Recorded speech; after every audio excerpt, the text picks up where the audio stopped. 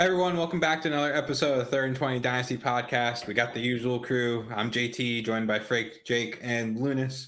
Season 2, episode 28, and we are just after the Super Bowl, recording the Tuesday after the Rams won, but not without some issues. We have Sean McVay potentially retiring, Aaron Donald potentially retiring, OBJ tearing his ACL, just a kind of crazy fallout for Los Angeles, but what do you guys think will actually have the biggest impact going into next season out of all of these Ram storylines? Honestly, I think it's OBJ. I think he came in and really played well for the Rams, and I think he added a weapon opposite Cooper Kupp that made this offense really gain a step that they were missing once Robert Woods came out or went down. So I think if he's not going to be playing next year, they're going to have to go out into free agency, the draft, and really replace that position there. Because I just don't see Aaron Donald and or Sean McVay walking away from this team after the Super Bowl win. With Odell, he wouldn't come back probably to what, like mid to late season next year? So Yeah, Saquon went down week 2, week 3, 2. and he just got back up to full speed like a week or two into. So it takes like a full year. That's also running back compared to receiver. I don't know how different that might be, but Saquon's also younger than OBJ, so that's something in Saquon's favor. Because even like when Chris Godwin tore his ACL, maybe like week 12 or 13, what is everyone saying? Like, oh, expect him back maybe like mid-season next year. Odell's was what, maybe like 7-8 weeks after that. So I think it's a little bit more nuanced because like there's like a full tear, there's partial tear. That's also true. There's a whole bunch of random crap that could really change it. I think all that's noise, though. Obviously, the Odell stuff is not noise because he is a pending free agent. I don't know why you'd re-sign him if you're the Rams. Because like the Rams surprisingly are gonna have some cap space, I'm pretty sure, but they have a lot of guys that they need to re-sign and an offensive line that they need to revamp with basically no draft capital. Yeah, and also the receiving. I'd be surprised if he went back. Because also the receiving core, Robert Woods gets back, who was a really good number 2 when healthy. And then the past 2 drafts, they've spent seconds on wide receivers. I know we saw some of Van Jefferson this year, but they still have Tutu Atwell, who they spent a second on. Yeah, it's going to be interesting. You just don't have the resources to bring a guy like that back, so it's going to be interesting to see where he lands. The Rams currently have negative $10 million in cap space, but I'm sure you can do some finagling in there and get around it. Is that for 2021 or 2022? 2022. Reports were that the Rams were pretty confident that it dropped like right before the Super Bowl that like the Rams were pretty confident that they'd be able to re-sign OBJ. I just don't know now what that injury is going to do, though, to it. Like, now you're re-signing him to wait until week 11, 12, 13 for him to come back, which, I mean, it's kind of when you got him, and that works out for you guys anyway. But I don't know. Maybe you could get him on a cheap one-year deal again. Who knows? Well, the question is, because I have Odell 2 leagues, I actually think I have him, which is surprising. I feel like I personally am just holding him because the price is kind of too low right now to sell after the injury. But I mean, if you were to sell, like, what could you even sell him for? Are you looking to do it at all? I don't even think he can. I don't think you'll get anything more than maybe a 3rd round pick at this point for Odell right now. I was gonna say I don't think you're getting any 2nd rounders. So I'm with you, Frank, in terms of you just hold because his value is probably plummeted. No, on the contrary, you think you could buy him for a 3rd anywhere? Is that worth? I don't think you guys keep saying a 3rd. I mean, I go on Keep Trade Cut and says he's worth 206 mid-2nd in 2023. Now, I'm pretty sure the full effect of his ACL injury probably hasn't hit yet, but I just don't see a world where someone's actually separating from OBJ for just a measly 3rd, you know, like I'm not, but yeah, he just kind of feels like Antonio Brown of the past couple years, where it's like you have this guy who is capable of ridiculous numbers, like any point in any game, and could sustain it if he does play. So it's like, why am I going to trade it for such low draft capital? It doesn't make sense. The production way. Well, in the case of Antonio Brown, well, okay, but it might have been worth it. Yeah, I don't know. Even with Antonio Brown, though, it's always like you could never have gotten more than like a third for Antonio Brown. So it's might as well just the production of having him on your team when he could legitimately be a wide receiver one any week. It's just not worth giving up for that price. All right, moving on though. Speaking of gameplay, this is interesting because it's caused a seismic shift, I would say, in where he's ranked, and that person is Cam Akers, who had an overall very disappointing Super Bowl performance. Now, it was essentially the Rams would try first down, second down, let's run it with Cam. Okay, that didn't work. You only got 1 yard here, 2 or 3 yards here. Now it's third and long, and let's try and make Matt Stafford have something happen. But overall, just a very disappointing performance from Cam Akers. And what I'm doing now is I'm pulling up his rankings on Keep Trade Cut because it's very interesting to see where he was just a couple days ago to where he is now. He was running back 6, 7. He got up to 6. He got all the way up to running back 6 January 22nd, which was like 3 weeks ago. But just as soon as like last week, he was still in the top 10, and then after that Super Bowl performance, he's now dropped to running back 13, and I think he's just going to drop even a little further from there. So we'll touch on the running backs in a little bit, those kind of running backs, but Cam Akers just all over the place in value. Do you guys think he's overrated, underrated? Is the Achilles thing actually a real concern that we have? Like, is that something that's actually an issue? I think the funny thing is that we've finally backed our way, meandered into where Akers should have been priced this whole time. That's a good point. Because I'd always had him post-injury, all that through the whole freaking roller coaster, right around that, still high-end RB2, but I'm not going to put him at an RB1. Yeah, I give the first for him. I did that in our home league, but I'm not going to go crazy. And if you could sell him at that RB6 price, I should have sold him. I was trying to, but didn't get the deal pulled off. That was partially my fault for trying to be a little too greedy. It was a good move, and you could have probably, if you got the RB6 price, congratulations, because I think it's a little bit of an overreaction to the Super Bowl. That offensive line for the Rams was getting bullied kind of all game. It was a defensive line kind of game. Mm-hmm. Both defensive lines were really having a good day, and I think that if you can get a panic price, I don't think you're going to. Go ahead, pull the trigger, get a potential RB1 for a low price. But I think right now Cam Akers is finally in the spot he should have been the whole time. What's interesting is I actually just pulled up the running back rankings draft, where we talked about Cam Akers and what we thought about Cam Akers. I drafted him at running back 11 on January 11th, so a week or so before he boomed up to running back 6. And I think then we were talking about I might have even reached a little bit on him at 11. So I think we haven't really committed fully onto this Cam Akers train. And I do think right around there, 13, 12 is probably where he should be valued.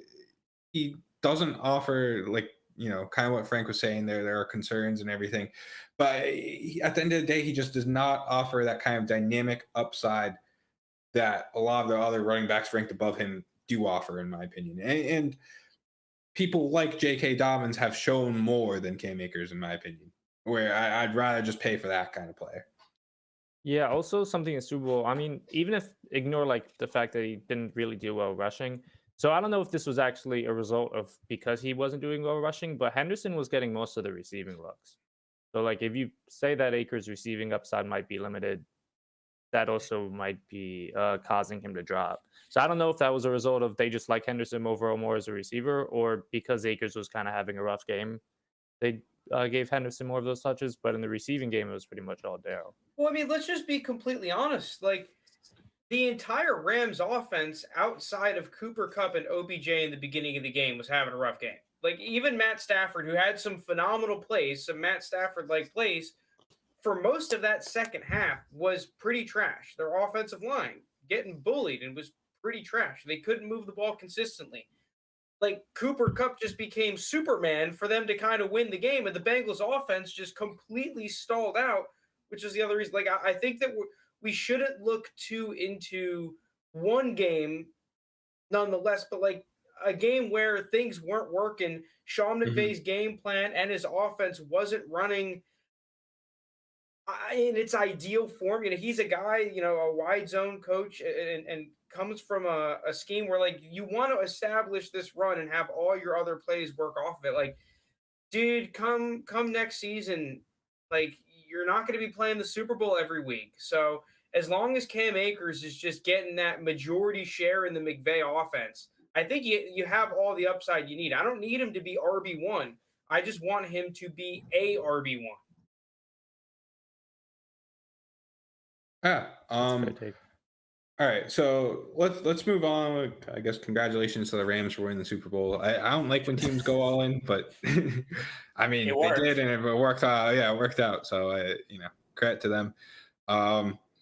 Moving on to some other news, and I'm actually going to kick this off, guys, with a take that I don't think is necessarily hot, but I think it's something that you wouldn't expect me to have. And that's Carson Wentz was reported by Chris Mortensen that it's likely the Colts will either cut or trade Carson Wentz before the March deadline, where his salary gets guaranteed to him, which, in my opinion, makes sense for the Colts because this is a team where you gave Carson Wentz almost. I know his receiving core wasn't great, but you gave Carson Wentz nearly everything to succeed. Like, he had a great offensive line. He had the best running back in football. He had a stellar defense. He was in arguably the worst division. I think it's pretty easily the worst division in football, and he still couldn't bring you to the playoffs. And that's what's leading me to my take that I don't think you guys would think I would have. I'd rather Jimmy Garoppolo than Carson Wentz. They're ranked. Carson Wentz is ranked quarterback 25. Jimmy Garoppolo is ranked quarterback 27. So it's not like an unpopular take. But for me to say who I don't like Jimmy Garoppolo at all, we just saw Jimmy Garoppolo had all, the same things as Carson Wentz, like good defense, good weapons around him. His offensive line wasn't as good, but it was good enough. And Jimmy G almost brought you to the Super Bowl again. And I don't know. To me, it's just Carson Wentz is more headaches than he's worth. Just give me Jimmy G instead. I mean, the argument with Jimmy G, he almost brought you to the Super Bowl again. He didn't really have a good performance in any of the playoff games. He nearly cost the 49ers in every single one of them. He tried to throw the game away against the Cowboys. Against the Packers, he was awful. He put up 6 points on offense. It was a Lounis, let me stop you right there because I hate you because you're making me defend Jimmy G. Go ahead. That's the thing. I don't know. Jimmy G was not good. Guys, did you know that Carson Wentz almost won an MVP with the Eagles, and he's really good if he could just regain that form? I think he'll be really, really good wherever he goes. I think JT, you're right. JT, I just gotta say you're right. The difference between Jimmy G and Carson Wentz is Jimmy G will not cost you the game, and the Colts have enough playmakers on this team between the defense and Jonathan Taylor, even Michael Pittman. If they add another wide receiver or a tight end that's an explosive weapon on the offensive side of the football, you put Jimmy G at quarterback, he will not lose you any games. Jimmy G has lost the 49ers plenty of games. Yeah, because that's what they asked him to do. Carson Wentz lost the Colts a game against the Jaguars. Carson Wentz lost you a playoff game against the Jaguars, who had 2 wins on the season. Only cost you the game if you ask him to win you the game. If you ask him to be a playmaker and play within himself and just make the offense run, he will do a better job than Carson Wentz. And I think in Indy, it's a good spot if or when the Niners actually do trade him. Yeah, I wanted to say that, I think Jimmy G gets a little bit too much hate for those playoff performances, right? Because let's take that game against the Packers. 2 huge drops from the 49ers. One, which I think would have been a touchdown to Kittle if he catches it. And B, dude, we had Aaron Rodgers, one of the greatest quarterbacks of all time. He was struggling too. It's cold as balls, 2 good defenses. I think let's not go crazy over one game. I still don't know if I'd rather have Jimmy G than Wentz, though. I'm not really huge into either of these guys, but I think that in terms of dynasty value, they've kind of been in that undervalued category recently, but I don't know. I still believe in Wentz.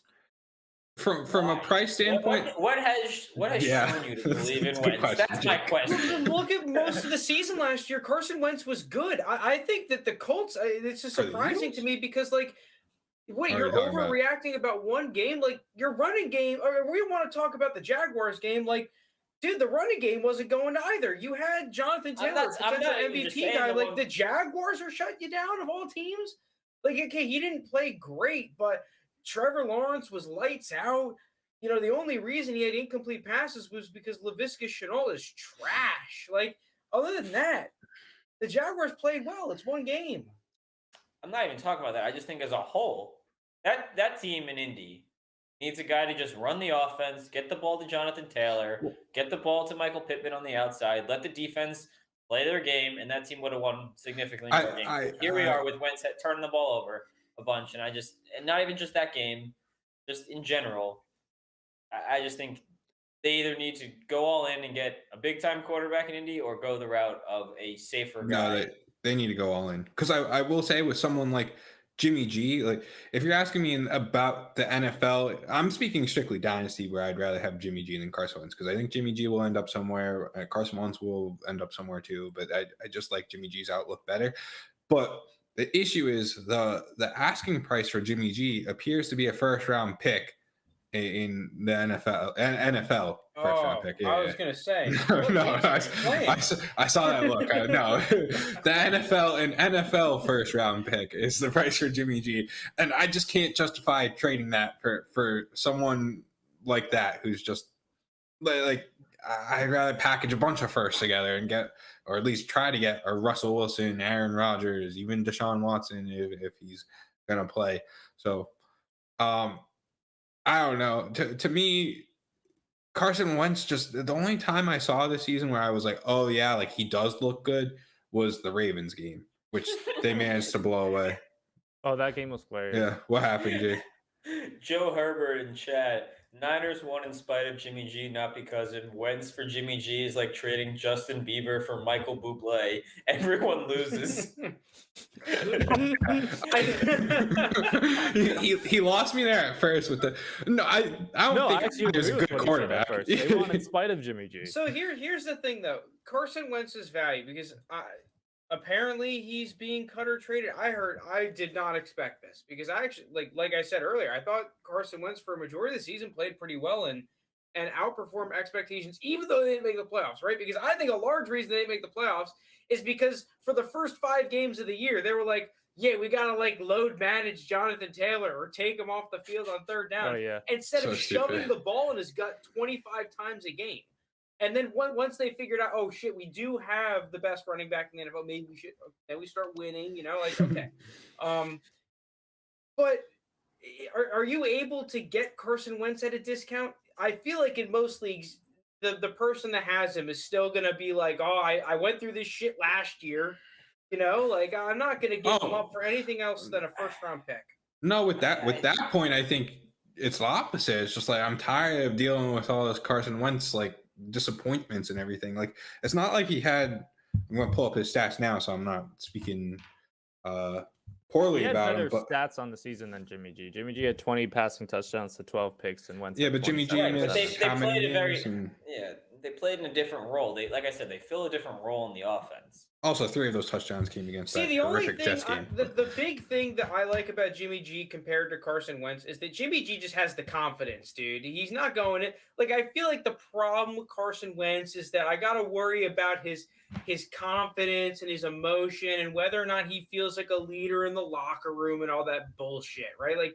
If the Colts move on from him, because I felt like he was comfortable in Indy. If they move on from him, what happens then? Is he gonna go into a spot where he's gonna have to show he's the guy again and compete, or is he gonna go to another Indy? I have no idea. I just feel like I'd rather bet on Carson Wentz if I need a quarterback than. Well, I guess the other question though is, where do these damn quarterbacks in the draft go? Because now. I feel like I still like Carson Wentz, but what is the price for him? Well, if he's released, Oh, you're saying like price in In Dynasty? Dynasty, what's the Dynasty. price Oh, I I have thought to you meant pay like for real him? life trade. Because Oh, the only God. problem is if Keep in trade Dynasty credit says- I can get a quarterback with starting potential. Like if Carson Strong goes to a team where he can play, and I can pick him up very early second round, and that's the same price as Wentz, well, I might just go with the rook. Keep trade cut says mid to late second for both Jimmy G and Carson Wentz. Mid to late second. See, dude, if I could scam a late second, like I like that a lot. For a potential starting quarterback who showed a lot of upside this year. You know, it's not like a Yeah. Sam Darnold or freaking what's the Giants guy? Daniel Jones. Daniel upside Jones. for like 2 games. You know, it was like half the year he's playing well. Interestingly enough, he was quarterback 17 on the year on a points per game basis, although he's behind Trevor Siemian and Nick Foles and Jameis Winston, which I wouldn't have expected. But so he's a top 15 when you take out those guys, points per game basis player. Slightly ahead of Ryan Tannehill, Derek Carr, and Jimmy G. So he's in that tier of quarterbacks. But it's just like when you look at the NFL and what the NFL's doing, you have reports that are already trying to soften the PR hit that's going to happen with Jimmy G, where it's like, yeah, the Washington football team could see themselves trading a first for the Commanders now, could see themselves trading a first for Jimmy G. They're already getting into their fans' heads so they don't riot when they give away their first for that kind of player. We don't see that yet with Carson Wentz. I'm not convinced he doesn't just get cut. I don't know what his Dude, price that's is gonna be. literally like putting a couple pillows under the skyscraper. Yeah. Like, Well, I wouldn't be surprised if it's a Friday news dump where the 49ers trade away Jimmy G on a Friday and are like, here, there's our quarterback. Like, everyone go enjoy your weekend. This is who we're rolling with this year because we don't want any of these quarterbacks. All right. Anything else on this? I know I kind of took us in a different direction, but anything else on Carson Wentz? Nothing really. All right. So let's move on then to what trades we're doing and what the market's like. And we actually made a giant trade in our what we call Orphan League, the league that we took over last year that had absolutely no one on it. We've alluded to it in the past, but our team, like we've said, is just there's not a lot going on. We traded away a lot of our veterans. We're trying to accumulate picks and accumulate values. And so what we did was we saw someone was interested in Zach Wilson, who was like one of our lone few young players on our team. And our only quarterback, to be honest. He was interested in Zach Wilson. And luckily enough for us, this also started to happen when the whole Kyler Murray stuff was going down. He started deleting all of his Cardinals Instagram posts. He took the Cardinals bio out. There's all these rumors about him being discontent with Cliff Kingsbury. So we managed to trade Zach Wilson, this year's 109 and 202 straight for Kyler Murray. And I think we came out pretty good in that. I don't know what chat thinks. I don't know what you listeners think, but I really like that move of just trading someone who, I mean, Frank really likes. I think the rest of us are kind of wishy-washy about Zach Wilson and what we think he could be in the future.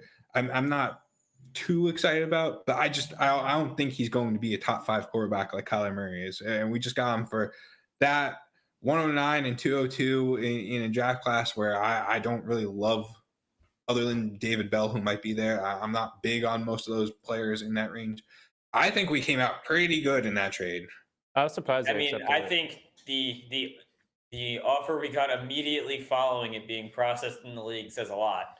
The fact that we just got offered immediately Devontae Smith 102 and 202 or something like that, just basically we would have traded up in every sense of the word if we just swapped Kyler away at that point. So I think it says a lot, and I think the guy kind of panicked on all this Kyler news, we're gonna call it. It's a lot of recency bias. Because Kyler, go ahead, Frank. wait, what were you saying? With recency bias? I just think like it's like the reason you see an owner may panic is like, oh, last time you saw him, he played absolutely awful in that playoff game, and then like you see the drama now, forgetting the fact that like when he's played over the past 2 years, he's been a top 5 fantasy quarterback, and he's 25 years old, 24. Wait, that's funny because I was actually expecting the opposite at the end of last year. I thought that Kyler was because I don't know. I don't have the stats in front of me. I do have a phone device, but I'm not going to look it up right now. But he was near QB. Josh Allen was QB1 this year, right? But Kyler's been top 3 this year and last year, correct? In points per game, yeah. I think Points per game. Because I was he missed kind a good of chunk this year. Yeah, I was kind of under the assumption if you were to ask me with the Kyler stuff last week, right? Or we might have even talked about it on the pod. Would I panic on Kyler? Would I expect any panic on Kyler? I would be like resounding no's. It's just a couple Instagram picture deletes. Maybe that was wrong because we got him at a QB5 price on Keep Trade Cut. I thought it was a pretty big underpay, to be completely honest. Like when we got the deal done, I was just kind of dumbfounded that we were able to get what I think is a top 3 quarterback at a discount because of some Instagram pictures being deleted. So that's how I'm looking at it. Is that crazy? like you say it out loud and it's just a little weird, right? No, it is weird. I would never, if I had Kyler Murray, I would never do the opposite of what. I would never accept the deal that was accepted. Yeah. I looked it up. Kyler was quarterback 6 this year in points per game basis and quarterback 8 last year in points per game basis. Really? Yeah, but I mean, QB1 2 years ago though. He was numero uno, correct? Overall, let me see. Yes. I'll make sure. He was quarterback. No, he was quarterback 10 because he missed 2 games. Oh no, sorry, quarterback 3. Quarterback 3. He was quarterback 10 this year because he missed 2 games or 3 games, and he was quarterback 3 last year. Okay. Yeah, and this kind of brings me. This is a point kind of outside of Kyler to a certain extent, but this is the trade segment, and that's if you're gonna go by the Keep Trade Cut values and take them a little bit more verbatim than you probably should. Man, I think that when you start messing with the difference between QB2 to QB4 and QB5, or like, especially with the quarterback market the way it is now, I think that that's a huge bait because we were having a debate somewhat yesterday, right? Like the difference between Patrick Mahomes or Josh Allen to Kyler Murray is a 101. And me personally, JT disagreed a little bit, maybe for Mahomes, but what if you replace it with Josh Allen? Let's just say that. Like, I would much rather have Kyler Murray and the 101 rather than Josh Allen. Yeah. Like, a good amount more. And I think that that's just kind of a problem because I have a feeling this guy went along the Keep Trade Cut values because every single offer he offered to us was fair on the Keep Trade Cut scale. So I think that that's where he may have fallen for some of the bait was that I just think in general, most periods of time, QB5, QB6 in these super flex leagues, 6-point passing touchdown leagues is incredibly undervalued compared to what it should be. No, I agree. And another guy like that, like, I don't know, for example, you look at like Lamar Jackson. What is he non-Keep Trade Cut? Like QB7? QB7? Somewhere there. Now. If you told me Lamar Jackson was QB1 next year in fantasy, I would not be surprised in the slightest. And Lamar's QB6 right now. Yeah, I just think that you can kind of scam the calculator to give yourself a pretty good deal. Oh, you obviously can, and I think it's a strategy that people should take advantage of more. If you have a guy that you like more than the Keep Trade Cut value, use that to your advantage and buy him low by your standards. But yeah, I just like, dude, we're talking about the difference between, like, Kyler Murray realistically would be in the conversation for pick 3 for me in a startup. I think it's still between him and Justin Herbert for my third pick. I'm glad you said that, Frank, because I was literally just about to bring up the difference between Kyler Murray to Justin Herbert. Do you guys know how big that is on Keep Trade Cut? No, I assume it's a first-round pick. And not only is it a first-round pick, I believe it is 102 or 101. Which is what you're saying with Mahomes and Josh Allen. And that, like Mahomes and Josh Allen, I more so Mahomes I get because it's just like, you know what Mahomes is. He's locked into such a long deal. Like he's just a cheat code and everything. I mean, Justin Herbert and Kyler Murray to me are kind of the same players. I know one's big and has a, rocket launcher of an arm and everything. And one likes to scramble and run around and is tiny. But they're putting up very similar points. Like you have Justin Herbert, he's been quarterback 9-2, and then you have Kyler, who's been 10 when he missed a couple games, 6-3. Like there's not a big difference. They're the same age. They're on solid teams. Kyler's cut. I don't love Kingsbury, but that's besides the point to me. Like they're just such similar players, like Frank was saying. But you got to put on a whole extra first, like not only just a first, like you got to put on like a Treylon Burks or Breece Hall or any of those guys on top of Kyler Murray to get to Justin Herbert. That seems wrong to me. Yeah, it just seems a little bit ridiculous. But I think it'd be interesting to hear what Chad had to say. I mean, all of us, it's our team. We were in consensus that we kind of got a pretty darn good deal, like a better deal than we honestly should have. But the trade was Kyler Murray for 109, 202 Zach Wilson. Let us know what you think. Yes. And this is coming from someone that loves Zach Wilson, by the way, that probably has more personal stake than you'd like to admit. Just because I really like him. We also made a couple other trades. I mean, one that's kind of irrelevant, but I'm surprised we got done was we gave up Isaiah McKenzie for a fourth. Just kind of irrelevant, but I'm surprised we were able to get him. The guy offered it to us, and I was talking to JT, and I was like, yeah, I'm just going to accept this. Like, I like Isaiah McKenzie, but not that much. Yeah, that was just an easy one. And then we gave up. It's still going through because we're in the leagues where you got to pay, for the year that you have your draft pick in. But we gave up 107 for a 2024 first. And now normally you go, well, you don't know where that pick is going to be in 2024, but this is the other team that we've talked about in the past who's just as bad, if not worse than us. Like, he would need an insane turnaround to be anywhere remotely good in these next couple of years and doesn't really have the draft capital or any assets to do it. So just kind of, we're bullish on the 2024 class, and at the price of that 107, I think we're fine giving it up. Yeah, this kind of goes back to my somewhat unethical, but I think it's smart trading strategy of if you know that there's someone who's really bad, just like take advantage of them.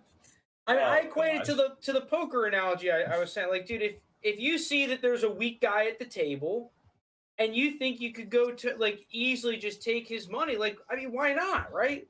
I don't know if it's unethical or not, but I feel like when there's easy pickings and you're trying to win, and I mean, we're not just trying to win, we're trying to take a team that was garbage. We scrolled up in the chat and they were saying, fuck, this team is bad. Like, how are we going to replace it? Like, so like, you gotta do what you gotta do out here. That did happen. Just briefly going back to the Kyler thing, a few of these guys don't feel the same as others. The top 5 followers in the past 30 days on Keep Trade Cut are obviously Tom Brady, number 1. He retired. It's fine. Rob Gronkowski, okay, we expect he might retire. He doesn't have Tom Brady. Makes sense. Jonathan Taylor, for some reaone, is the third biggest follower. They know Carson Wentz. Without him, he's cooked. Yeah. That one, I mean, I get that he was super highly valued, but we're dropping him down. He's a top 5 follower. And then Alvin Kamara's 4th. Okay, that makes sense. He's in legal trouble now. And then Kyler is 5th. And all Kyler has is just a little Instagram. Cleaned up the social media. There's no. I mean, you wonder what the problem was? People were saying he was going to start playing baseball on Twitter. And I think that was controlling the narrative. He was a top 10 pick in baseball as well. He's nasty, bro. Just think about it. The Cardinals literally fired a coach and was just like, see ya, Josh Rosen. The 9th pick in the draft the year before because Kyler Murray's that good. Like, worked out. All right. Anything else you guys feel about the trades? Anything else you want to talk about? Trade market, what's moving? I just got to say, I think it's time to start putting Josh Allen like in the Mahomes tier. He's been QB1 for the past 2 seasons. And he does not get the same respect that Mahomes gets. He's over him on Keep Trade Cut today. I think he's been for a while. Yeah, but I think if you ask anybody if you'd rather Mahomes or Josh Allen, most people will say Mahomes. And I just think Josh Allen's ahead of Mahomes now. I think it's just time to really start considering that Josh Allen might be a better fantasy quarterback than Patrick Mahomes. I don't necessarily. I mean, the outlook on Josh Allen. I think a lot depends on what happens with these like the draft and free agency, because I think Juju Smith-Schuster could be a big candidate to go to either of those two teams. I wouldn't be surprised if the either team drafted a weapon. More so, the Bills, I think, are more likely to draft some offensive player, whether that's a running back or a receiver. Yeah, I think both have a decent chance to. I mean, you would think regression, but I think both have a chance to just improve on what they already are, which is crazy to think. Because like you replace Mecole Hardman or DeMarcus Robert, whoever you want to call the Chiefs' second receiver, with someone sick. Pringle. Yeah, Byron Pringle. Like you replace him with anyone that's sick. And same thing with the Bills. You give Josh Allen any running back that can help take the pressure off him. That's a good point about the running backs. If they actually get a good one, maybe let's go line rushes. Yeah. So, that's true. I guess. I don't know. I think he'll always be that lead. It's so hard. I mean, he's not like a Cam Newton, but he's just that big body kind of guy who is elusive enough too that he just finds the way into the end zone. I think that's always just their best place to run in with Josh Allen. All right, but let's get back to trades and anything in the market. Any other big changes with the market? All right, so I had a tweet that I put out tonight. Now I've said this general thing on the pod before, so like bear with me a little bit, but I feel like I have to reiterate it because I'm looking at some of my previous trades from the year, just going over the strats. Okay, what worked, what didn't, what should I change, whatever. And this trading strat, I feel like has just been so good, and a large part because the community has just mispriced it. And that's, to me, bulk trading for upgrades and pick swaps off player hype, right? Every week, especially during the season, we see these random guys that get hype, and even in the off season, right? And in the off season, I think it's even better because a landing spot will change up. It's not even like, oh, we see a guy that we didn't expect to do anything is all of a sudden getting like 100 yards and 2 touchdowns. It's like, oh, this guy went from the Bengals to the Lions, and now he's all of a sudden worth 4 times as much draft capital, right? Tyrell Williams for me was that guy last year. And what I have been doing in leagues, and kind of especially to sell players, but I think this is the way to do it, is you take players with hype, bulk trade a pick swap. So what I did was Tyrell Williams and my third for a second. And any damn second. I traded, it was like 22 different trades that I did. I was just willing, my third and Tyrell Williams, I'll take any second. And, at first I got like 8 insta rejects, hurt the ego a little bit.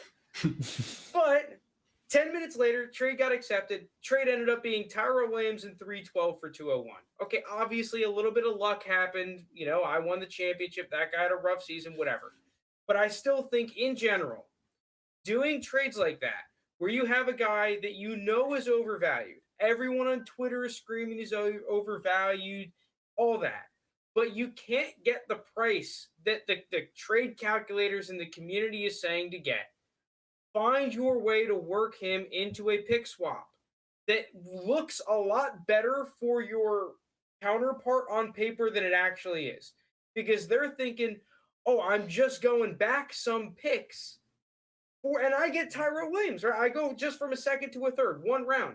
When in reality, to do that come draft time, I mean, Tyrell Williams ain't even fucking listed on Keep Trade Cut right now, right? And come draft time, just moving up from like 308 to 302 might cost you the same price as the pick swap that you could get in the beginning of the season when everyone thinks they're a contender. So come the beginning of the season, and even now to a certain extent, I know I'm going to be doing it. I encourage everyone else to do it. Look to maneuver pick swaps for your future picks for players that are getting hype for no reason or an unjustified reason, and you can just rake in value. Well said. I did it last year too with Marquez Callaway. I didn't exactly do the bulk, but I was trying to move him for seconds if I could. Why give me that look?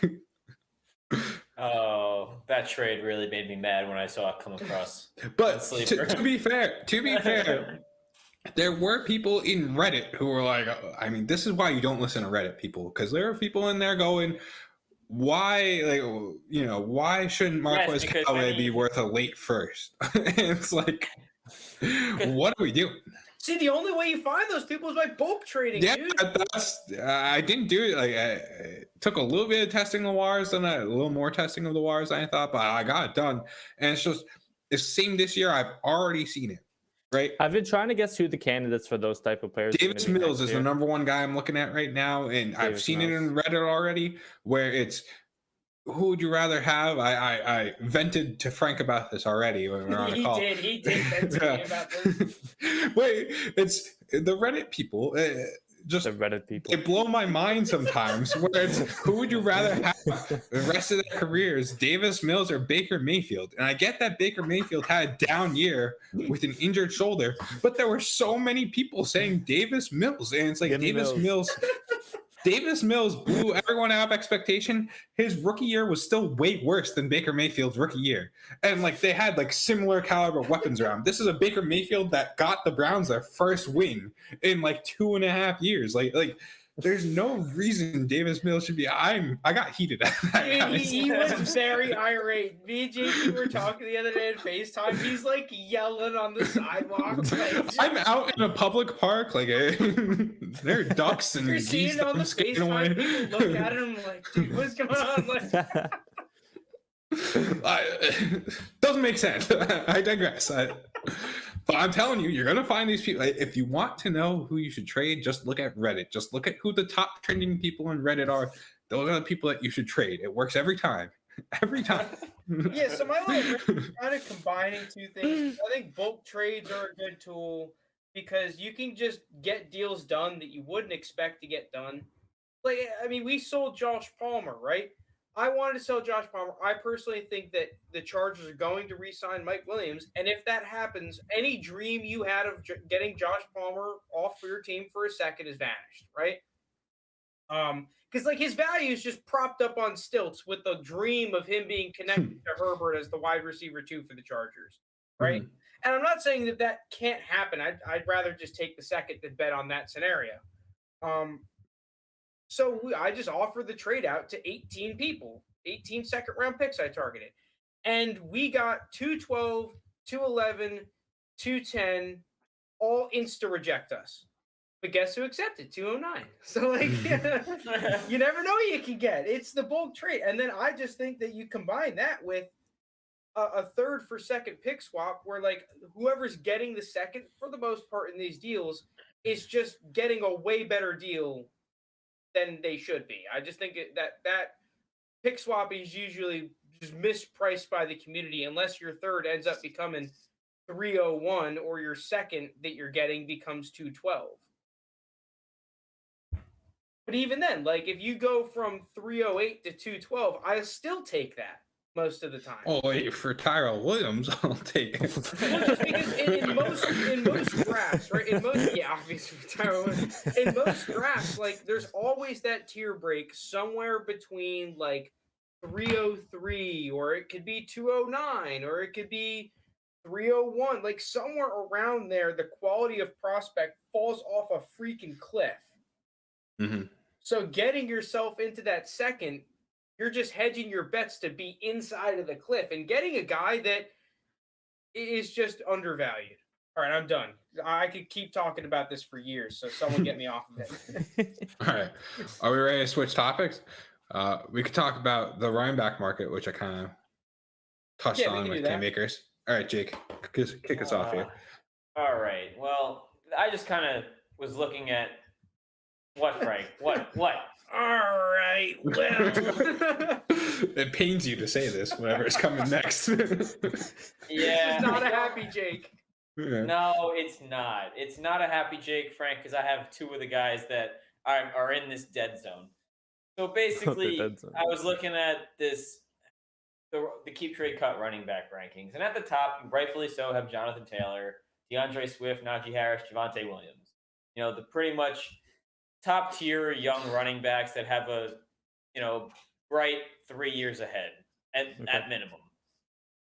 You then move into the guys like Christian McCaffrey, very injury prone. Austin Eckler, hitting that age where running backs start to go downhill. He's 26. You got Joe Mixon, he's 25, so he's a little younger, but also in that age where he's already got his extension. What happens now? He's on a big contract. Do they look to cut him in the future? You got Dalvin Cook, who that's the same thing. Nick Chubb, same thing. Saquon Barkley, who's 25 and coming off a down season where I think he was outside the top 24 running backs. And just didn't look good coming off his injury. You have Derrick Henry, who's 28. You have Alvin Kamara, who's 26. So, right now, I just think the whole running back value is just completely – it's just hard to trade for a running back at this point because you either have to just pony up and give all your assets for one of those top 4 guys, Jonathan Taylor, Swift, Najee Harris, Javonte Williams, or you're buying a guy that's really just a major question mark and are overpriced, in my opinion, or underpriced in some cases. It really depends on who you're talking about. So a guy like David Montgomery, who's 24 and is running back 17, I think is just completely underpriced because he has very few question marks. He has a stable quarterback. They just got a new head coach, which I guess that's kind of a question mark. But outside of that, they should be pretty much the same offense moving forward, if not better than they were last year. So I don't know how you guys feel about it. I just think right now is a very difficult time to buy and or sell running backs for that matter because everyone's worried about 1, the draft, 2, free agency, and 3, coaching changes. Everyone's just worried about something, and I just think it's almost impossible to get a deal that you like right now on these running backs. I think if you have one who's not young, it's insanely hard to sell. But I think if you're a contender for some of these kind of, I guess, the vets or the older backs, if people are staying even somewhat close to keep trade cut value, you can get some really good value buys. Kamara at RB16 behind ETN. Who else? Kareem Hunt at RB28 right next to Ramondre Stevenson. Aaron Jones at 22. These are guys who over the next 2-3 years can be every week starters in your lineups. I did not realize that Kamara was RB16. That took me wildly by surprise. But No, that's what I was saying. think I saw a trade go down in one of my leagues that I wish I did. And I actually, in the league that I have Dalvin Cook, one of these RBs in that zone, I offered a very similarly structured deal. And I saw the deal was the team that has Dalvin Cook gives, obviously, Dalvin Cook, Juju Smith-Schuster, and pick 209 for Christian McCaffrey and 310. And if you look on Keep Trade Cut, I actually think the team that is getting Dalvin Cook is winning that slightly, at least at the time. And I thought that was a brilliant idea. Even though I like Juju Smith-Schuster and 209 for their value, I think that moving Dalvin Cook up, and we had talked about this a couple episodes ago, packaging stuff up on top of Dalvin Cook to move into a running back like a Christian McCaffrey, whose value is down a little bit right now. There's a lot of question marks, but God forbid he's on the field and he's 20 points a game. If you have a team that is willing to move on to McCaffrey, a deal structured like this, I think is absolutely fantastic. And I honestly wish that I was the person to come up with this because this is the type of deal that I am currently trying to do and would encourage others to try and do if possible. I agree. I mean, I think that's an absolutely fantastic idea in theory, but I think a lot of people would struggle to get that done just because of the fact that the Christian McCaffrey owner is looking at him and going, okay, this is the all-time points per game leader in fantasy points for a running back. All time. He is the most per game. And you're going to move into a slightly older back with injury history. I just don't think that's something that gets done very often. Now, I understand Christian McCaffrey's value is down right now, and I understand why. But at the same time, I just think you would be hard pressed to find a person to do that.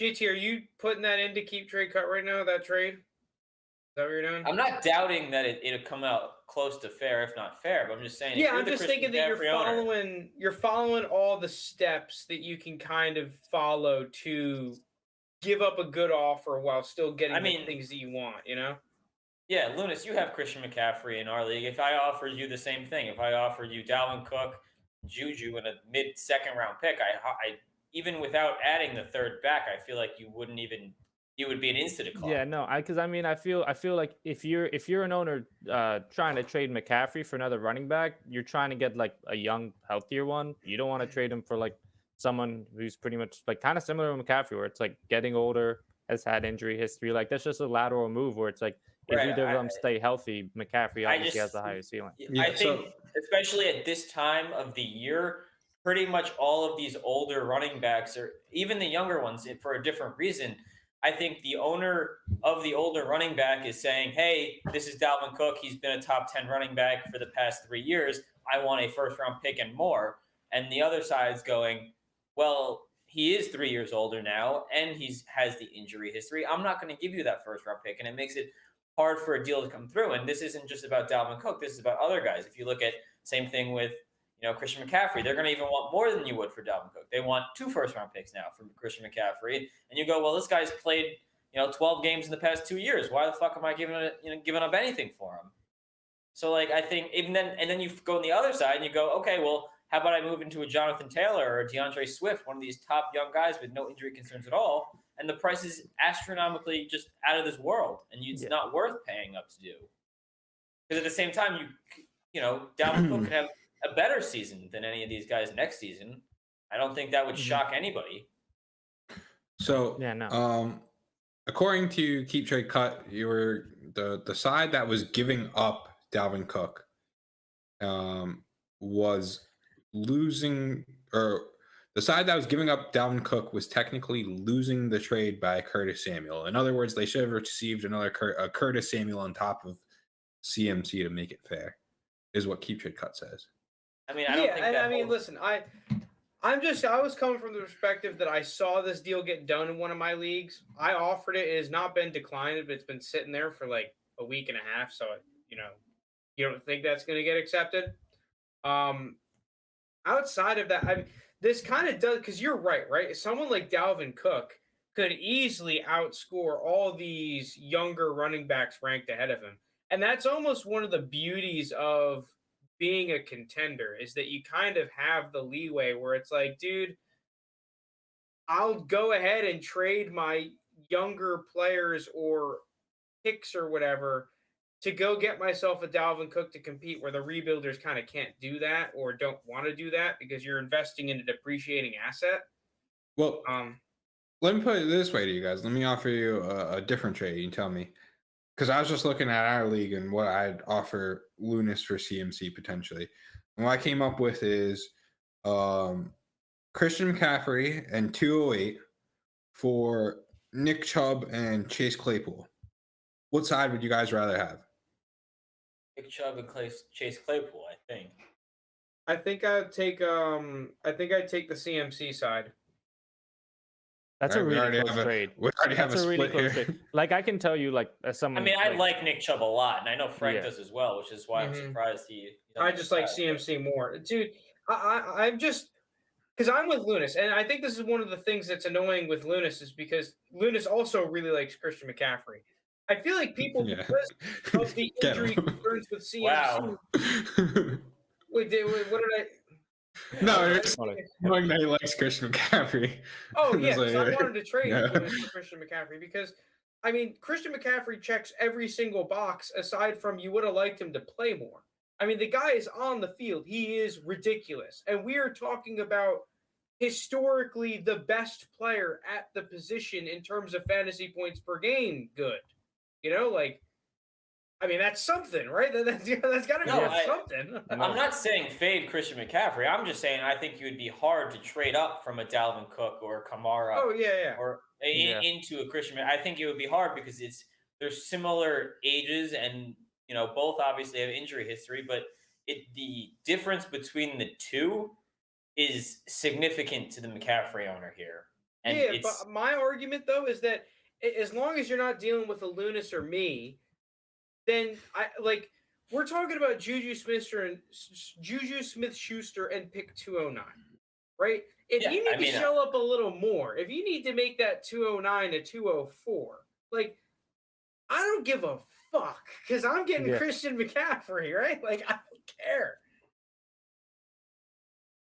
Yeah, No, I I'm mean, with you. I would still definitely offer 204 and Juju if that's all it took on top.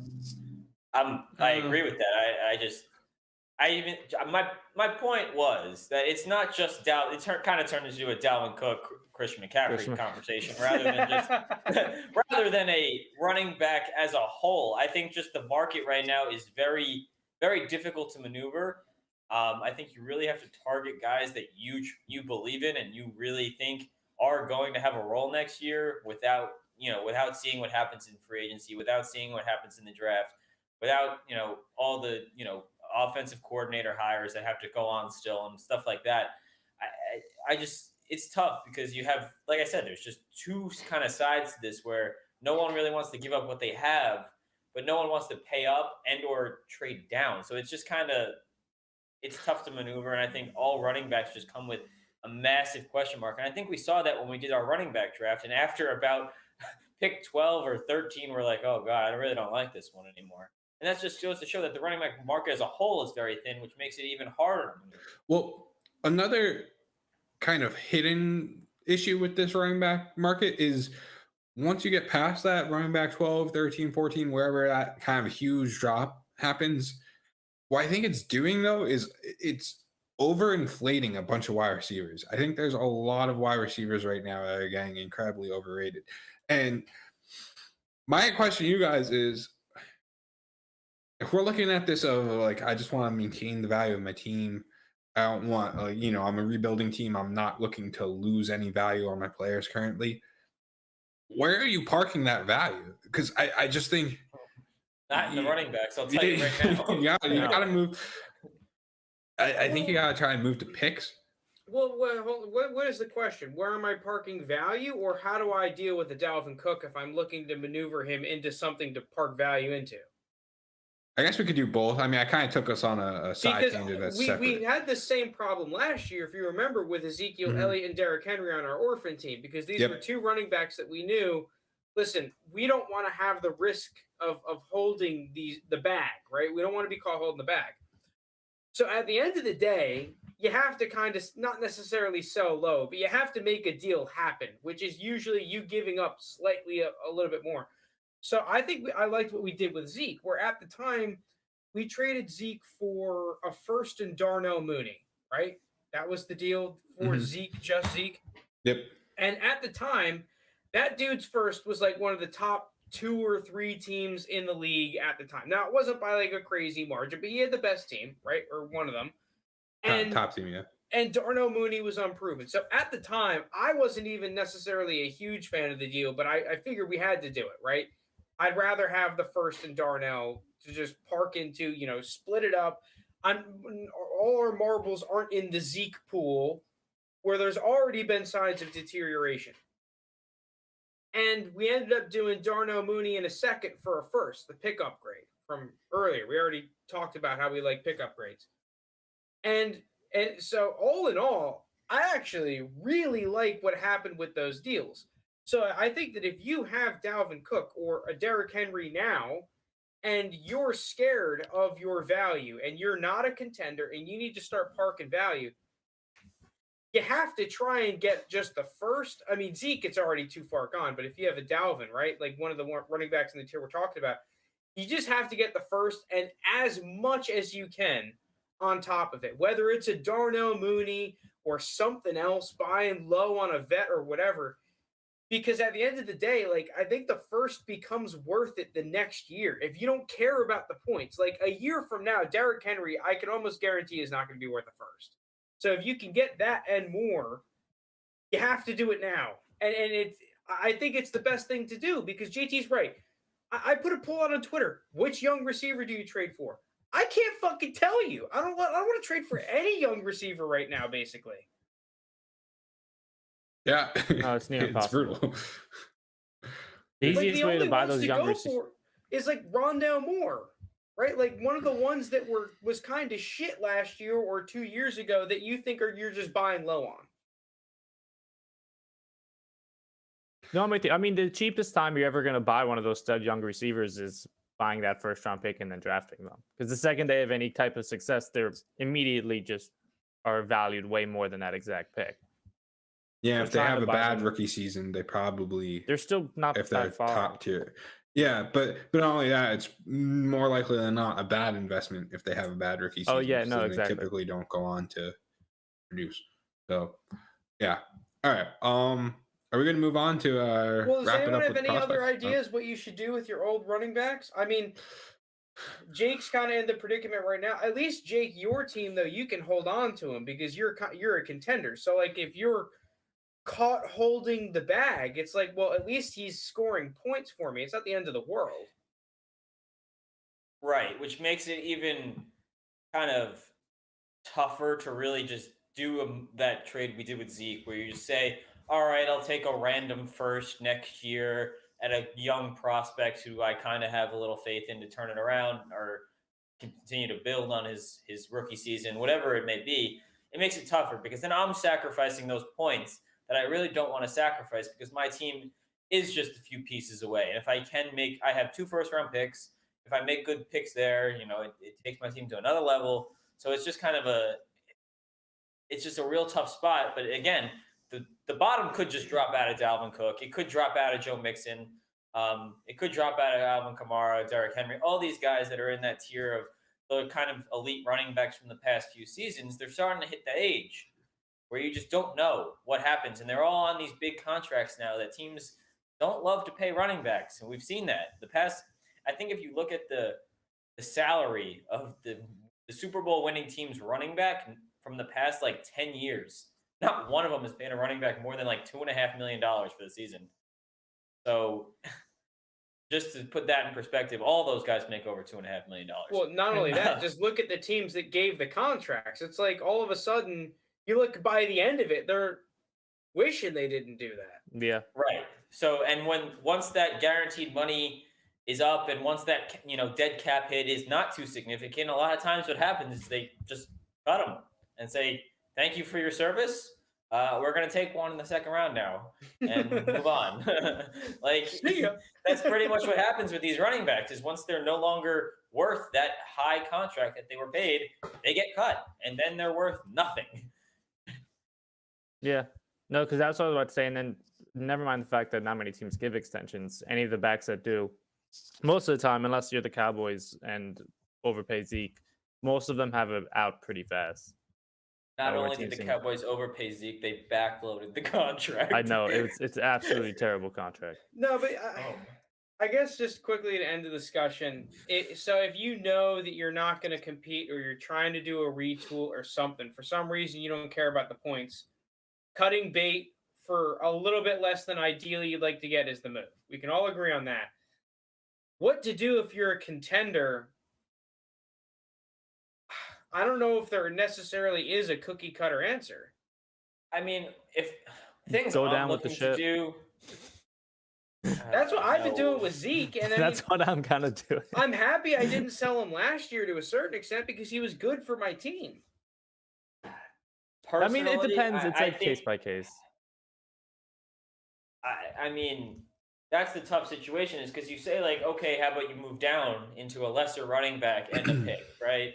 And you look at the running backs underneath them and you're just like, well, I'm not going to get the likes of, Nick Chubb, Saquon Barkley, Cam Akers, Derrick Henry. Like you can get the Derrick Henry, but like, is it really solving your issue? No. And then you got guys like ETN, which I'm just out on ETN personally, just because of his injury and the Jaguars being a dumpster fire 24/7. But like now you get into the guys, David Montgomery, Josh Jacobs, Elijah Mitchell, AJ Dillon, Michael Carter. Like is getting one of those guys and a pick, is that worth it?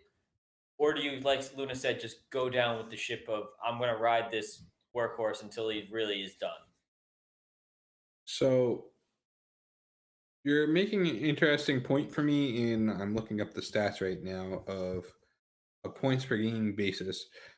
So Dalvin Cook finished as running back 11 points per game, 14.6. David Montgomery, 13.4. I think moving a Dalvin Cook for a David Montgomery with... I've already came out and said I think David Montgomery is the best running back buy of the offseason. I think he's going to put up make a step similar to what Joe Mixon did this season. I think he's the Oh, next wow. running back to do so. I just think, another year with Justin Fields, offense starts to come together in Chicago. He's going to get a ton of touches. And that as well. The touches usually comes production, especially when we've seen it from David Montgomery. We saw it last year. I know it was against a very poor schedule, but the last few games of the 2020 season, he was just an absolute monster and really won some guys some leagues. So I think he's one of the guys I would look to move into. But outside of him, that's the problem is I don't know if I trust Josh Jacobs in Vegas. I don't know if I trust Elijah Mitchell in San Francisco. And I certainly don't trust A.J. Dillon in Green Bay. So it just puts you in a situation where, like, yes, I do like the Montgomery move, but I don't know if if the owner that has him likes him, I think you're in a tough spot. Yeah, I think that's the issue is that ideally you would love to move Dalvin Cook into a running back where you're only taking a point or 2 points per game loss. He might be younger, more sexier. If you could do that and get a David Montgomery, I personally like Elijah Mitchell. That'd be good. And stuff on top, like, great. But the problem is that I just think you got to reach a little bit too far down. Like, realistically, in savvier leagues, it's like you have to make that move for probably more of like a Michael Carter or maybe even lower. And at that point, there's real risk there because now you're believing in Michael Carter, right? And I'm not saying right. You might have to, or I don't. You might even have to go as low as like a Ramondre Stevenson in a first-round pick, something like that, where you're really, starting to scrape the bottom of the barrel in terms of actual playable running. Yeah, with a first, definitely. Like, I think that Dalvin. I personally don't have. It depends on where the first is and whatnot, right? Like, okay, if it's 112, that's a different story from 106, right? But let's just take an even keel 107. How about that? Yeah, 107 or Ramondre Stevenson. Maybe Dalvin Cook ideally is worth a little more, but it's the whole, like, you need to have the context to buy Dalvin Cook. You don't need context to get a 107. Everyone wants a 107. Even in a weaker draft class, it's not like no one can't use another good draft pick. But if you have a team, especially your dynasty league's been going on for a couple of years, and there's a clear line between the good teams and the bad teams, instantly those bad teams aren't trading for Dalvin Cook. So your market's shrunk, and then it's just tough. Yeah, Joe Herbert, trading an older running back means being okay with your team taking a short-term step backwards. It's almost like, sure. what would you rather have? The points or the value? You got to make that decision. Yeah. You're never going to get the exact value. The correct answer is the value. I can't speak for some reason, but I think I've always said it before, trade too early rather than too late. And older running backs, more times than not, once they hit 26, 27, 28, they're done. And if you wait to, like, Dalvin Cook, he's 26, so everyone knows the cliff is coming, especially with his injury. You want to know what's funny? I put on a Post-it note. I actually completely forgot about this. Look at this segment. Can you read that? My handwriting is terrible. That says RB longevity and prospects underneath it, because we're going to talk about prospects soon here. I actually wanted to talk about this very thing because I somewhat disagree with you, but agree with you at the same time. So let's table this for next week. All right. Running back longevity? Yeah, okay. Running back longevity. We can't forget this time. Okay. All right. Prospects. Who do you want to kick off first with, Frank? I'm gonna go with another running back hot take, and I'm scared. My guy Joe Herbert in the chat is not going to be happy with this take because I think I saw last week he liked this guy, and this is a running back, probably second of the year, that I am not behind, and that is Tyler Allgeier. I figured out how to say his name according to the commentators. I think from what I've seen from the Dynasty community, we saw that Reddit post that we made fun of that Tyler Allgeier is the RB1 and the best running back in the past 20 years. That was kind of a joke according to the model, but I've seen him being taken in the early second. There's probably been some mocks where someone takes him in the late first for some clicks. Wouldn't be surprised. But I am not aboard the Tyler Allgeier train for a couple of reasons. first come first. I mean, I do my forced missed tackle tracking. Let's see if I can pull it up on the screen. As we can see here, Tyler Allgeier, easily the lowest in the class in forced missed tackles per touch at 0.23, 23% of his touches. That's pretty meddling. That, to me, kind of screams day 3 guy. I have a day 3 grade on him. I don't have it finalized. But just not only that, I think his vision is relatively subpar and inconsistent. I think that his contact balance from the sides is pretty crap. Now, the positives, I think he's a power back, squared shoulder contact going downhill. He's good. He's fine. He's big. He's got decent hands. He can pass block. But I do not see the upside that other Dynasty mock drafters and scouts have seen. I think that this is a day 3, all over it kind of pick, and I am not taking him with my early second. No shot. I don't know. I haven't done like a complete running back rankings list looking at everyone yet. I'm not taking him in the early second either. I'm not sure if he's even in my top 8 running backs at this point. So yeah, maybe take that as you his will. production is insane. His production is insane, but I'm with that's Frank. what people look He's at, running and all that's why- over UAB and Georgia Yeah, Southern. the BYU offensive, they got some big dudes. They got some big Utah white guys moving some shit. They got some mountain dudes over there. Like They got some they Mormons. pass pro, they could use a little bit of work here and there. I saw some guys kind of getting yossed in pass pro against some good teams. But fact of the matter is, they're good at moving people, right? They chop trees. That's what they do. They can move some dudes. They're whacking away all day. That's all they do. They don't play PlayStation. They just whack trees. They just whack trees. They whack trees. They wheel the wheelbarrows with the logs, and they move people. They play football. That's what they do. Frank's description of Mormons is hilarious. They move. Did he say they move wheels? Yeah, they got the wheelbarrows. The Well, like, wheelbarrow. I mean, I guess some of this. It's funny because this is not usually like me to really like break someone down on second level contact, but like this guy just gets tackled by DBs way too easily. It was one of my bigger concerns with Najee Harris that like actually mattered because Najee Harris was not like a long runner, but Najee Harris in terms of like vision and just feel for the run scheme and whatnot. While you saw the kinks in Pittsburgh in college, he was really good. So it's like for Tyler Allgeier, dude, I'm seeing the kinks in college. What does that mean for the NFL? You know, I just feel like that's kind of bad news bears. And like physically speaking, he's great, but I don't think he's a natural running back. So maybe he has some upside because he's not a natural running back. I watched Tyler Allgeier. I see a linebacker playing running back. Like, honestly, I see a linebacker. You saw the fucking defensive play he had where he's going over, he smacks the ball out against Arizona State. That play was crazy, if you guys know what I'm talking about. Like, there was a fumble, and he went and slapped the ball out, and they got it back. It was sick.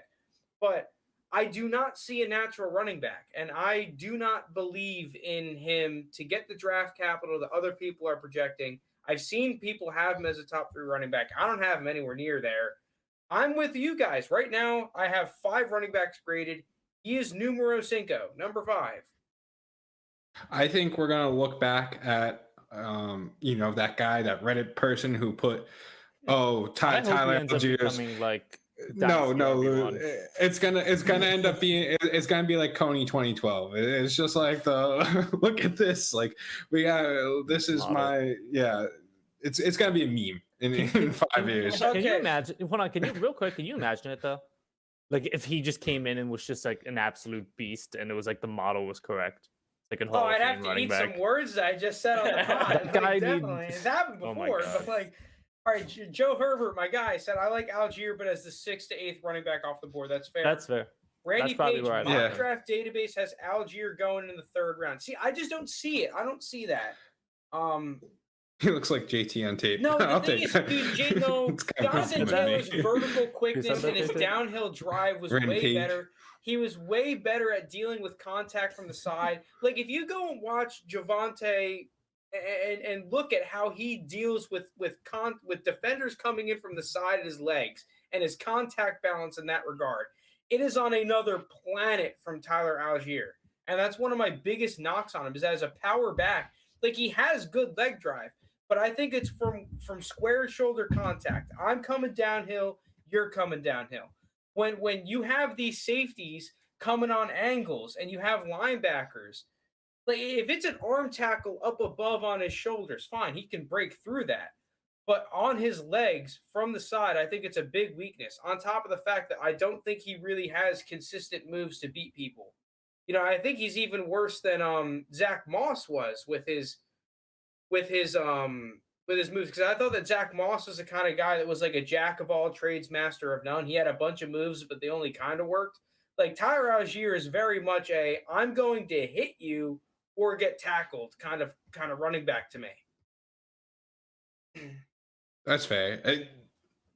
I guess where Joe has him ranked around is that's also fine. I definitely can't justify him in my top 5. I probably even top 8's kind of pushing it.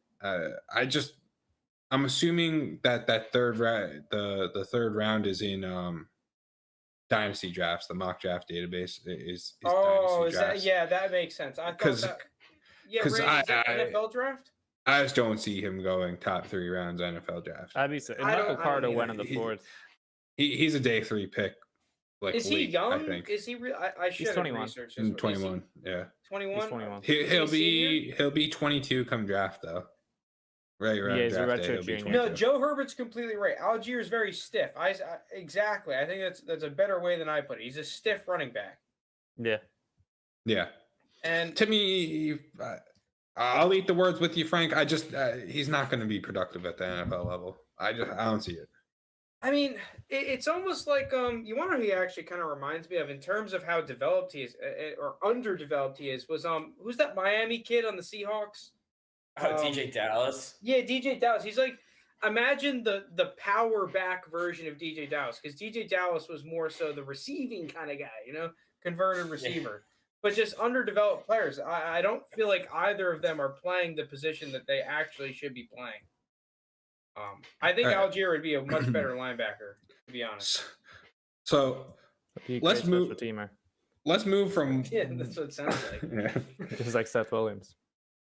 You're walking on thin ice here. That was an unprovoked ball. Wait, real quick before we move off, I just want to see if I've got anything else in my notes. Taking look it up. If you want to go wartime, Lounis, we can go wartime. the Matthew Slater trajectory. Oh yeah, the other thing real quick about Allgeier, 40-something yards. I don't think he manages his space well. You look at a lot of the zone run concepts that BYU will run, like, way more often than he should. He's running into the backs of his offensive line. He's not seeing the entire field. Now, it's much easier to say that with me watching on my screen than it is to actually play. Like, I'll give him some credit where credit is due, but just not at the level you would like to see for the potential, like, where people have graded him at. I expected a lot better of a running back from the hype that he was getting. All right. Now let's move on to someone on the complete other end of the spectrum, I'd say, is Treylon Burks, one who is probably going top 3 currently in the rookie? Top 5. Top 3 right now in rookie drafts, yeah. Yeah, top 3 rookie drafts. Treylon Burks. Yes, Jake? So I recently dove back into some Treylon Burks film, and I brought out some things that I really didn't like. You're lower on him. Oh. That's why I'm saying top 3. Garrett Wilson's going to go ahead of him. Regardless of compared to other prospects in this draft, I mean, you look at him on paper and you go, okay, he's 6'3", 225. He has a great dominator rating. He's probably going to run a 4.4. He has the linear progression that you want to see from all these college prospects. So on paper, he looks fantastic. But I dove into him a little bit, and he kind of strikes me as a gadget player a little bit. They used him in a lot. His biggest strength was his yards after catch, and that's just because they were just, throwing a 2-yard screen to him or a 2-yard slant, getting him in screen, just using him kind of all over the field. He didn't create a lot of separation, which I know is an overrated statistic, just because people use that to put down Jamar Chase last year. But to me, Jamar Chase is just in a whole other category than Treylon Burks. I don't think he's nearly as good as Jamar Chase was, even at LSU. So he beats people with his strength and just being good at contested catches. So it just worries me at the next level, because in the next level, corners are stronger, corners are faster, corners are just as tough as you are, and you won't be able to just bully them around like he even did to some of the top defenses in college football. Because at the NFL, you're playing the best of college football. So he kind of struck me as Laviska Shenault, which I know looks really bad right now, but just a big guy that got a lot of yards after catch in college. And I see the upside, and I understand. I still think he's a top 3, maybe 4 receiver in this class, but I don't think he's as bulletproof as people are saying. Okay, those are some big takes. I think he'll be better. He'll end up being better than Laviska Shenault, but I'm just saying that kind of play style where he's just a bigger guy, very, fast. Oh, you see some more like Chenault's play style? For me, I kind of see it. I don't want to go like any crazy comparison, so I'll kind of go with a more moderate one. Like, do you remember Alshon Jeffrey in his prime in Chicago? And even at South Carolina. That's not a bad comp at all. I thought that's what he reminded me of a little bit. It's not, and he has all these advanced statistics that you want. Like I said, good dominator rating, good yards per route run. So like I said, yards per route run. Right, but the problem I had is his routes honestly didn't impress me.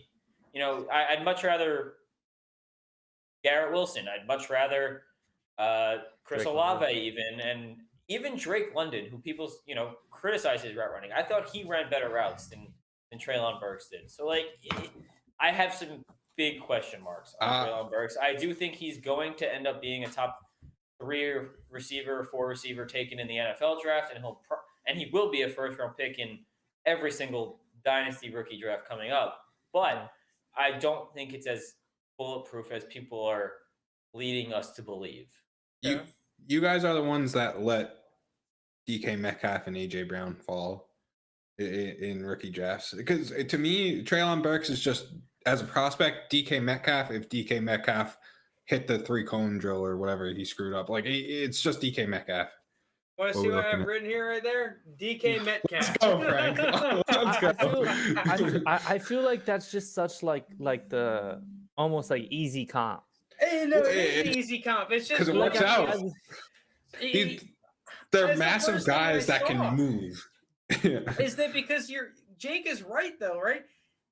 To me, Treylon Burks, unpolished route runner, was not asked to run a difficult route tree, right? Schemed open. Yeah, most of his routes were either negative yards in the air or under 5 yards in the air. He didn't really or just a 9 run a lot of routes. Yeah, but you want all I need to see is this clip right here. Oh, this screen is fucked up. Hold on a sec. I gotta pull it up. Screen. How do I do this? He's in my top 3 receivers this draft. There we go. He might be 2, but he's definitely not beating. Right, like I said, Wilson I think for 1 for me. I think right now I've graded about 7 or 8 wide receivers, something like that, and I have him at wide receiver 3. But people are saying he's the no doubt wide receiver 1, and I just don't see that. I'd much rather Garrett Wilson, and I certainly rather Drake London. So for me, it's tough. Dude, Randy Page is the Allgeier guy. He said PFF has him number 3 running back in the class, crazy high rushing grade and dominator. I'll be back when he shines. The PFF statistics are good. The PFF rankings are always whack. Listen, I've been wildly wrong before. I mean, listen, if he's good, we'll eat our words on it. If we're talking wide receivers, though, we want to go back to Treylon Burks while you're pulling up, Frank. I think I got Burks as my solid 101, which Jake just disagreed with. But then you have him at your 101? or one overall receiver, not Brees Oh, Hall I still was- my okay, I was one. about to say. It'd go Hall, Burks. I was but- about to just be No, like, no. what? Burks is my top receiver. Then London, Wilson, Bell, I think is how I currently have them next stacked up. So, yeah, I don't know. He's just so good, and people are like, his yards per route run against single coverage is just astronomical. It improved every year. It's like an astronomical number. It's something that, like, when you see someone have such elite level numbers there, you gotta bump them up, because that's one of the things that actually translates to the NFL. So, Boy, that's one of the things that, like, dude, I remember DK Metcalf, and it's funny because I actually think that DK Metcalf wasn't as raw as Treylon Burks, but I think that Treylon Burks just has a little bit better tape than DK had. Like, dude, I watched Treylon Burks, right? Here's the clip I wanted to show for a while here. This is He my does have better dude from tape than Auburn, DK. Roger McCreary. This is a good fucking corner. This is an NFL corner right here. This dude is legit. He's gonna be a top 50 prospect this year. I think he should go in the first round, but we'll see. And Treylon Burks, like, dude, this is a nice slant on the goal line. Look at the leverage. Oh, I fucked up. Roger McCreary has inside leverage. He's daring Treylon Burks to run this fade. And Treylon Burks is able to cross his face, create some separation. Yeah, he doesn't catch the ball. But I really don't give a fuck. Because this is exactly what I wanted to see out of Treylon Burks. Be able to create separation with your quickness, a quick jab step against an NFL corner with unfavorable leverage. If he can do that, as long as he can catch it at the NFL level, like, the guy's going to be good. I'm with JT. Physical freak. Get the ball in his hands. Line him up anywhere. Like, to me, yes, he's raw. Yes, he has flaws. Yes, I still have him as my wide receiver 3 because I think this is a damn good receiver class. All right. But so at the end of the day, me and you, Frank, are on the same page here. You probably have Wilson and London ahead of him, just like I do, but not a ton far. I believe in Treylon Burks. I'm not pulling out the I worry about everything card. Yeah, they line him up in the slot over half the time. But I think I believe in Treylon Burks. I've seen what he can do after the catch. I've seen the potential that he has. Yeah, he needs some polish, but while I wouldn't take him at 102 or 101, I would take him with a top 5 pick. I'm not shying away from him. I would take him 5th right now if I had like all 5 picks. I'm taking him 2. He's my wide receiver 2. He'd probably go behind. He'd be behind Hall.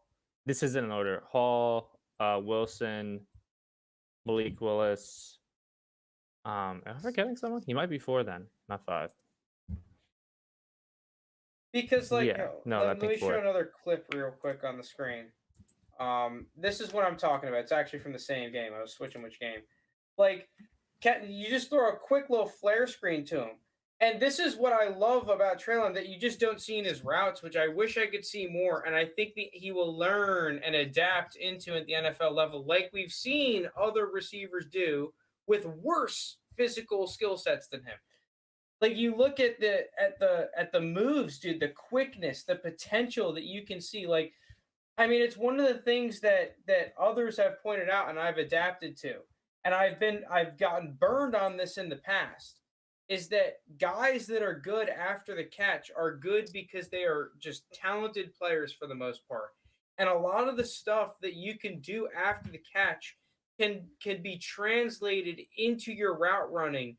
And the physicality that you have after the catch can be translated into the NFL level against NFL man coverage, right? Like, yes, there are flaws in his game, but I believe in him as a prospect. And I'm not fading him because of his flaws. No, to make myself clear, I'm not fading Treylon Burks by any sense of the imagination. I think there's right now I have 2 receivers higher than him on the board.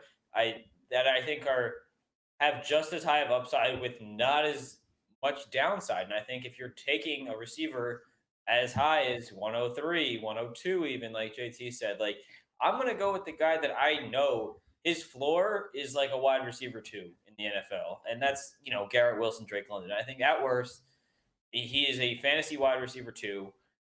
Do they? And at best, they're still a first round receiver. Both of those guys are probably also going to go in the first round, if not early second. And of the NFL draft, I mean, obviously there'll be first round picks in rookie drafts here.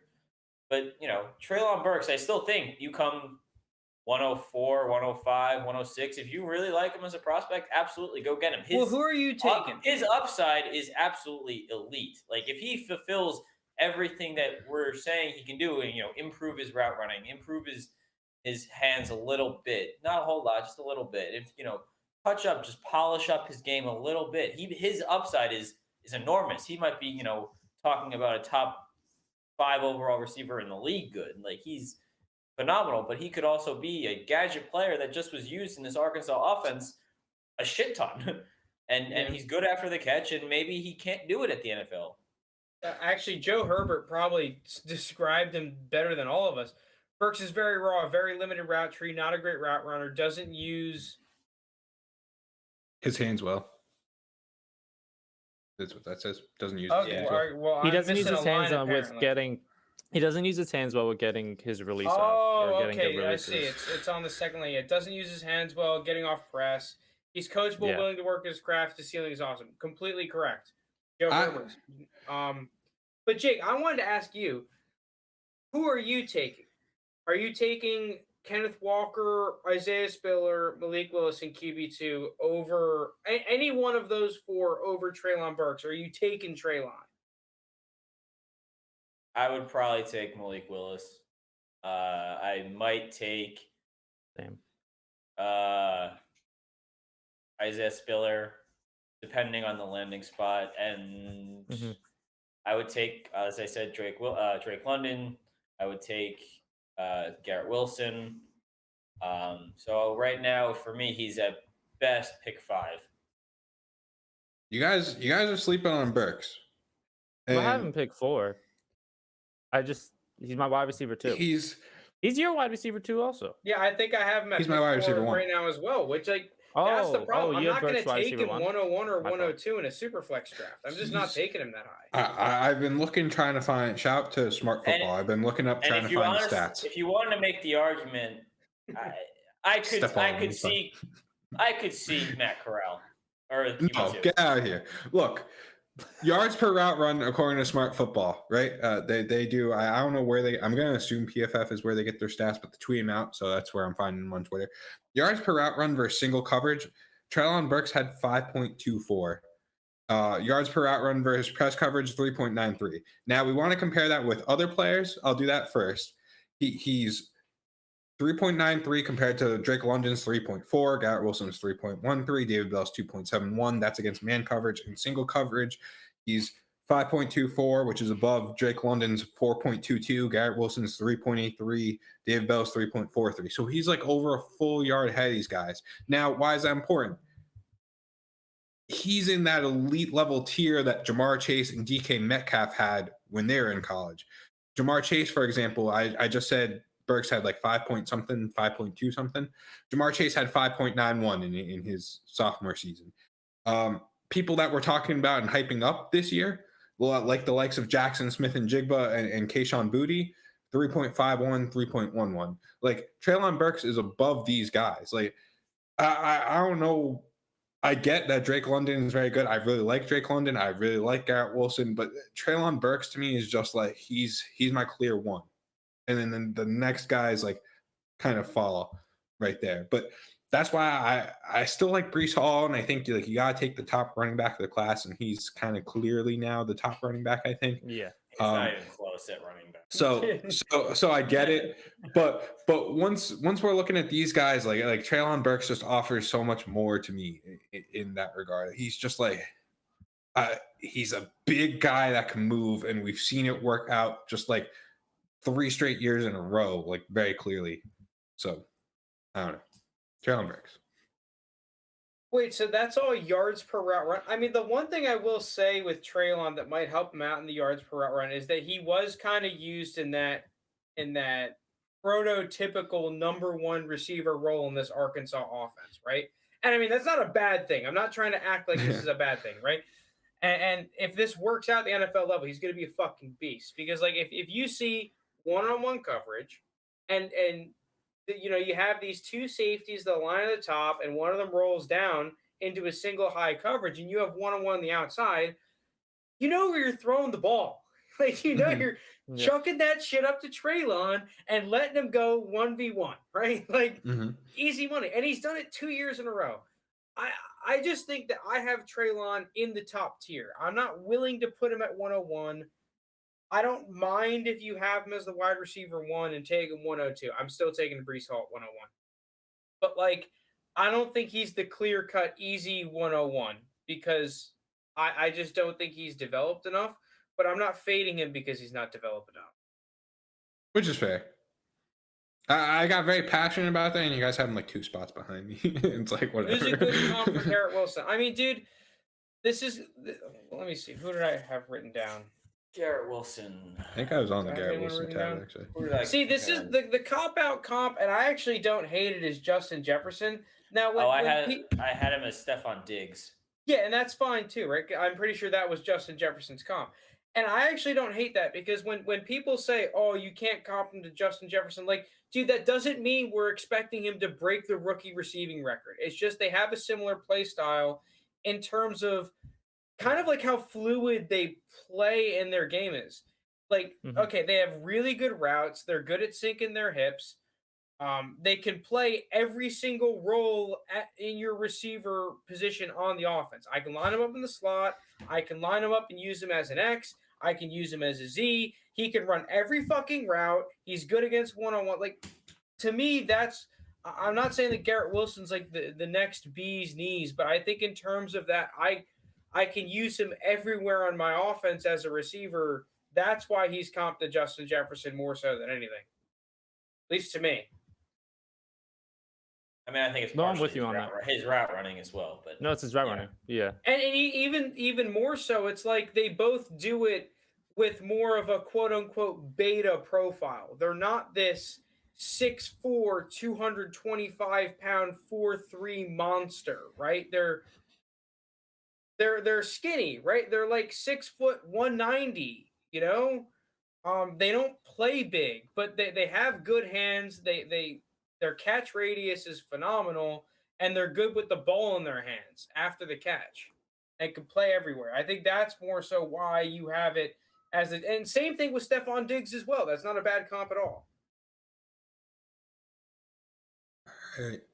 So it looks like he just broke down, one of the top wide receiver prospects. I think David Bell. Less deranged Antonio Brown. I saw that. The thing is, I think that they just play too differently. I'm trying to pinpoint why. I feel like Antonio Brown is almost like, imagine like Tavon Austin was what you wanted Tavon Austin to be in your wildest dreams in the NFL. That's what Antonio Brown was, right? Nasty punt returner that just happened to be sick down the field.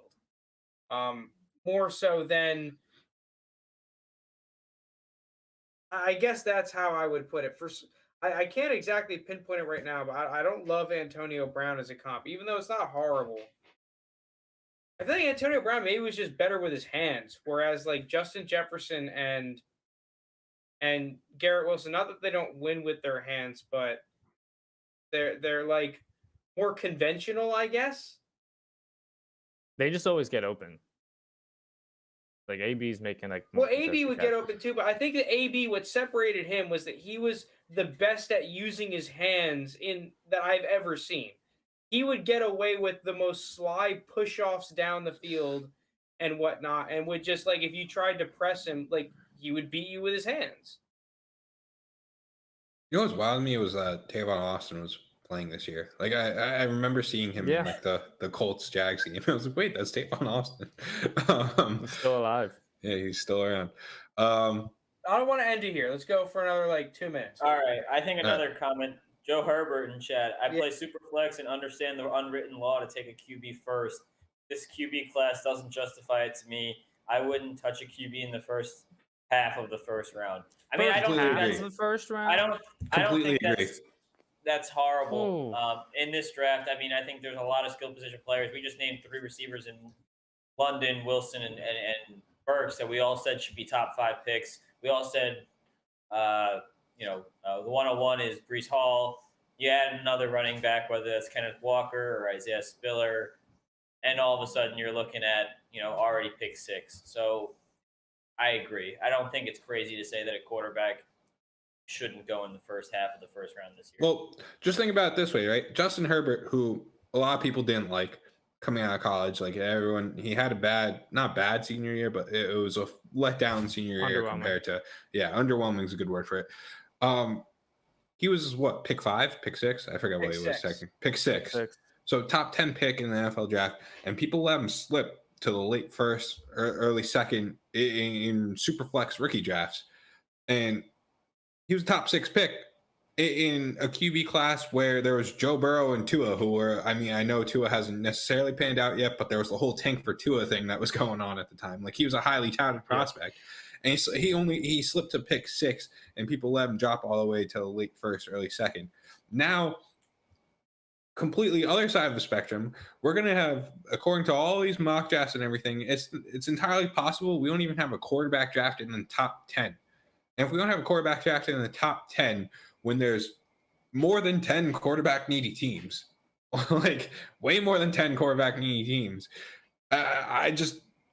I'd rather get the way better prospects in the likes of Breece Hall, Isaiah Spiller. We just went over all the names, but I completely agree with the not taking him in the top 6. If Malik Willis stays going top 20, you can't excuse him dropping that far in a rookie. Yeah, draft. I think that's the one X factor is that Malik Willis I'd have in the top 6 if he gets good enough draft capital and landing spot. I think he might be at 5 or 6 for me though. To be fair, it's not like I'm saying smash him at 101. The issue with that is, and that's where it's gonna, where what you just said, Frank. If he ends up going top 20 to like the Steelers, what I miss. Did you see what Lappy said? I would like London Bomb and Patriot. English funny business. That's a good point. What were you gonna say?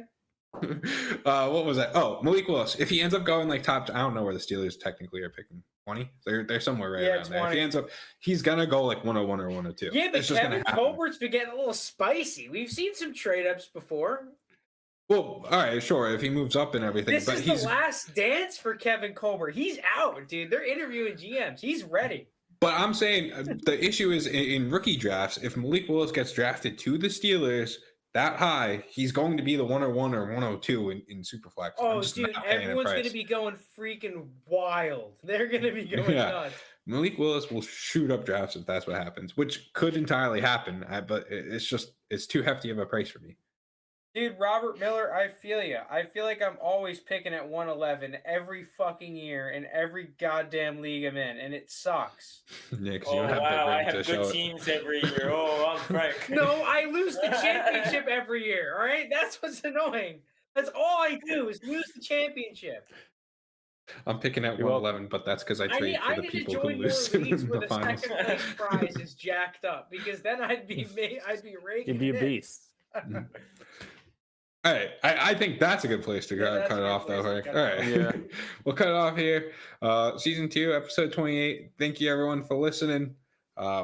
Be back next week breaking down more prospects. I'm sure there'll be more drama and everything to unfold. But yeah, thank you, everyone.